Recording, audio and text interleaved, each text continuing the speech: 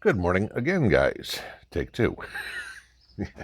Started to record the video, and of course, the dogs decided to go nuts at the people across the street. We'll see if they do it again.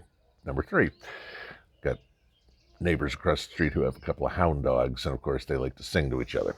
But so, Saturday, I apologize for being late. Yesterday was a very long day, and I literally just woke up. I'm just having my first cup of coffee. But as you can see, my eyes look like I'm still half asleep. Start out the Saturday, at least, the first thing that's a piece of good news. I always want some good news, right? We're not at war with China, unlike what the media said, or Chinese media at least, that we're going to war with the United States on Saturday. Now, it's Saturday, and it's well into the day by now for the Chinese, so as far as I know, we're not at war. However, that does bring up something else that's going on that is a cyber war, I guess, if you will, more likely. What do you know? Copper's going to bark. We all know all these stories. We've talked about them. Many other channels have talked about them. I think Travis actually went out and counted all them up. Travis over at Prepared Homestead. And I think it was 34 plant fires that have been set, or the plants have been burned. Let's put it that way. Distribution warehouses, whatever it would be, in the last 18 months. That's quite a bit. Okay. That's way more than coincidence. So there's some underlying cause to it. Now, I know people have speculated and said, gee, maybe, after all the business problems and everything like that, these are, trying to make fraudulent insurance claims or whatever.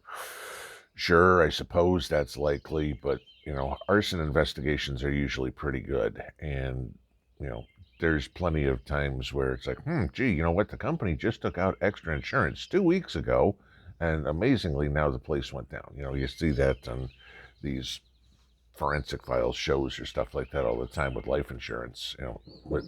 Gee, just before the wife was murdered, the husband took out more life insurance. But nobody's going to figure that part out. But the interesting one, and this story came out yesterday, and this is something that should make us concerned. I guess hackers are now targeting farmers. There's a story that came out of California yesterday, I'll link it below, where what are they called? Ransomware attacks are going on farmers. And apparently there's already been 2 this year. Now, think of what, it's funny because a lot of people don't realize what a farmer does, okay? It's like, oh, he plants seeds in the ground and 6 months later he harvests vegetables. No, you look at your typical farmer, and I mean, they're a logistics professional, they're a mechanical professional, they're an engineering professional. There's a lot more that goes into what a farmer does than putting seeds in the ground and picking vegetables at the end of the year. A lot of it is technology based. I mean, you look at even the equipment they use out in the field, how it's, via GPS and whatever, testing moisture levels in soil and all sorts of stuff. Set the computer on the combine to make sure that you get everything planted correctly. Technology's come a long way. So imagine these large farms, okay, corporate owned or individually owned, either way, I don't care, okay? Somebody using a tractor, pick a company, Kubota, John Deere, whatever, okay? And all of a sudden there's a hack on this farmer and he can't use that piece of equipment. That means at this point of year, he can't plant. And vegetable farming is very time sensitive. You have to get the plants in a very small window. Otherwise, you don't get to harvest. Cold weather crops, it gets too hot. Summer crops, by the end of the year, if you don't already have your harvest, it could be too cold, whatever. It's not like you just go, You know what? It's September. I think I'll plant some green peppers. It doesn't work that way. Okay. It's like, okay, got to plant now. So this could do some serious, serious damage to the food supply. Not that we don't already have serious, serious damage to the food supply between supply chain, drought, bird flu, you know, wait. You'll see this over the summer. They pretty much guarantee it. There will be some sort of salmonella outbreak in some sort of vegetable. We get it every year. It's, bagged salads or whatever, recall because of salmonella in it. Wait till they say, oh, gee, the corn crop, has to be completely decimated, where like the stories on culling of chickens completely decimate the chicken population. This is how this is all going to go down, guys. And where I tie it in with all these fires is this is getting to be a lot more than coincidence. You have these uber environmental groups or whatever that protest everything hanging from bridges. We got to stop fossil fuels. There was some protest in D.C. yesterday about all of this. And again, it's all this tip of the nose stuff. Oh, well, we'll just stop all the fossil fuels. And they don't think about, gee, you know what? That stops everything else.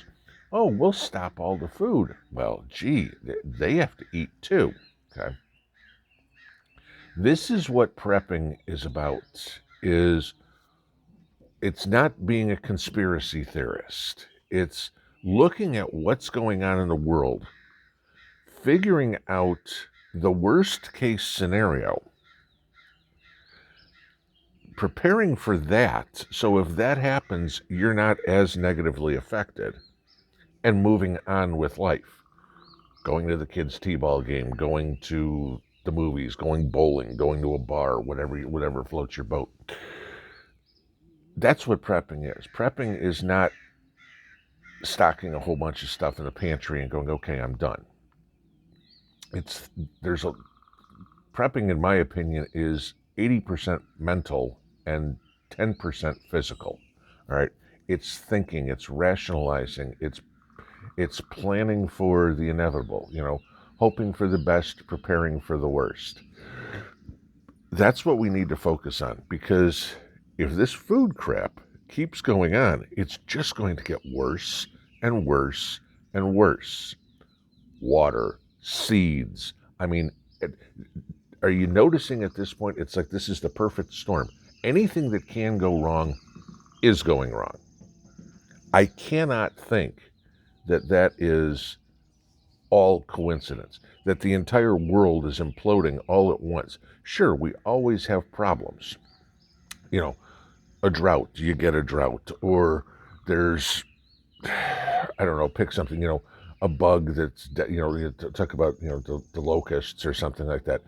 Sure, those things happen, but not everything at once. And when people get involved too and are causing these problems, do not get me wrong. Everything that's going on in the world is not an act of God, or an act of nature. It's an act of people, okay? This is what we need to prep for.